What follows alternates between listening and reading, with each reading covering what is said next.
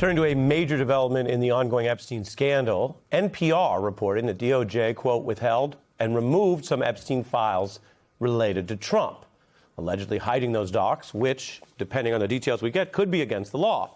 MS Now reporting the files involve an Epstein accuser who alleged Trump sexually assaulted her, and that the missing files include over 50 pages of FBI interviews, notes from conversations.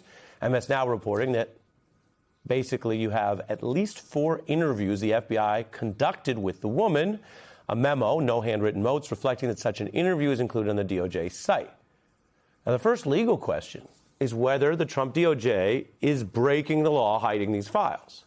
The second would be whether this material is credible.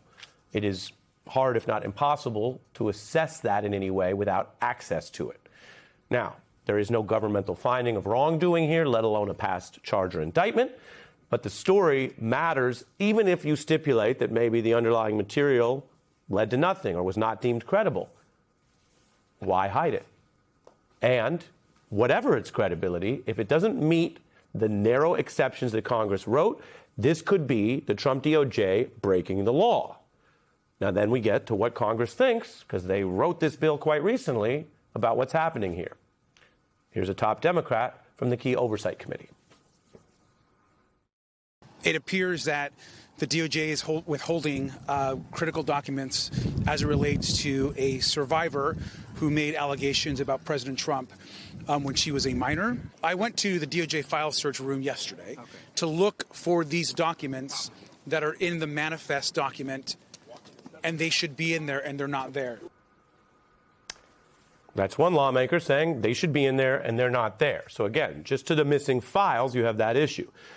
There have been many twists and turns in this story. This is a brand new one.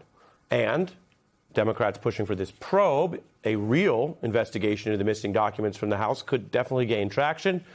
These Epstein problems have taken on certainly a life of their own, even as Trump and other powerful people tried to stop the story or stem these very document releases. I want you to know exactly what the White House is saying. Quote, just as President Trump has said he's been totally exonerated on anything related to Epstein, he's done more for Epstein's victims than anyone before him, says the White House in direct response to this story. And the DOJ states nothing has been deleted. All responsive documents have been produced. In other words, their version of the word responsive means they are asserting that they don't think this violates the law for returning all responsive documents except for those that have special carve-outs. I want to bring in Molly Jong-Fast from the New York Times, MS Now analyst and the host of the Fast Politics podcast. This is quite a significant development. It also tracks with what so many people questioned. Would you ever really get all the files? What do you see in this story? So I want to point out that even just with the redactions, and I've talked to 2 different members of Congress, Moskowitz and Garcia, who's the ranking on oversight, who you showed before, and both of them talked about going to a DOJ and finding files that were redacted already, with the redactions already in the files, and so they could not be unredacted by the people working there, which in itself is breaking the law, because the law said that they had to specify what the redactions were for. So already you've seen this DOJ not acting in good faith.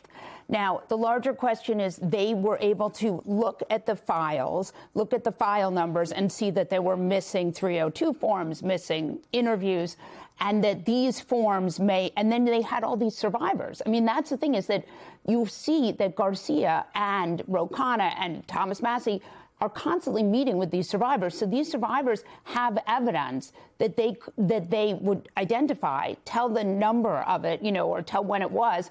And then these members would go to the DOJ and look up the files and find they were missing. When you talk to people in law enforcement, they sometimes emphasize that things which look like a lead was dropped ultimately involve a lot more nuance or complexity.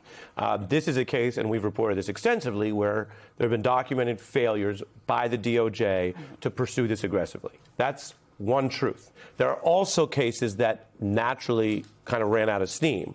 And I say that in all fairness so people understand what we're looking at reportedly. The same NPR article notes that the DOJ withheld and removed some Epstein files. Right. Bad. But, quote, elsewhere in the released Epstein files, there was an FBI official writing at the time that Trump's name was in the larger case files, One identified victim claimed abuse by Trump, but ultimately refused to cooperate. Right. That is what we would call credible or contemporaneous evidence that in some cases the FBI was looking at things and trying to talk to people, and they got no further. Where does that fit into the sort of the Trump cover-up instinct, which is if that were the only case and it clears you and there wasn't cooperation, then what are you so scared of? Or is it that there's examples of that and perhaps other examples? Right. And we know there are tons of examples. Some, like a tip sheet, is not going to be high quality evidence. Right. Something like a 302 interview is going to be high quality evidence. But the thing is, the sheer volume of forms and also the sheer volume of evidence and the fact that at many, many, many different points over the last couple of decades, remember, these women have been failed by different administrations, liberal and conservative, right, with the Trump administration and the Biden administration. But the overriding thing is that the FBI at every point has sort of, they stopped the investigations again and again and again. And that's how this went on for so long. And that's how this is likely one of the largest sex trafficking scandals in American history.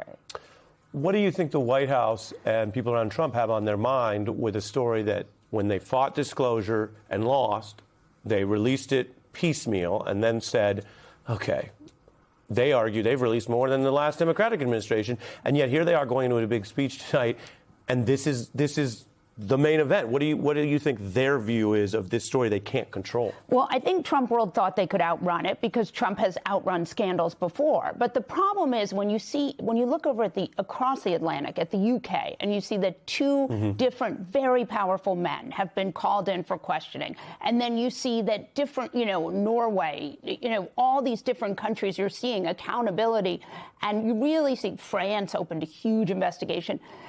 And I just don't know that this administration, which has people like Howard Lutnick, who said he hadn't had anything to do with him, and then CBS reported that they had signed an LLC together.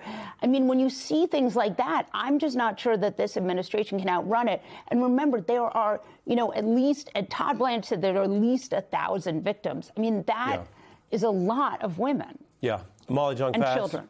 Yeah, well, and minors, to your point.